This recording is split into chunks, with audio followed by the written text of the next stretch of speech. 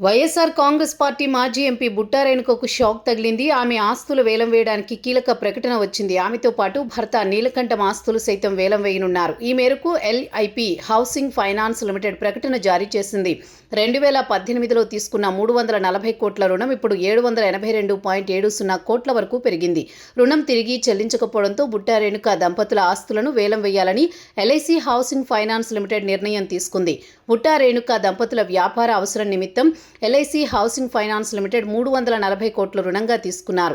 మొదట్లో వాయిదాలు సక్రమంగానే చెల్లించేవారు. తర్వాత చెల్లింపులు చేయకపోవడంతో రుణం 782.07 కోట్ల వరకు చేరింది. అప్పు, ఎల్ఐసి బకాయిలను చెల్లించాలని నోటీసులు కూడా పంపించింది.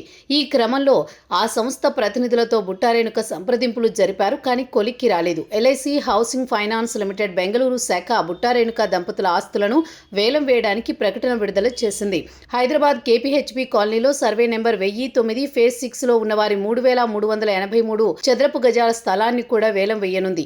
ఈ మేరకు ప్రకటన విడుదల చేసింది. అయితే ఈ ప్రకటనలో మెరిడియన్ స్కూల్ భవనం కూడా ఉంది.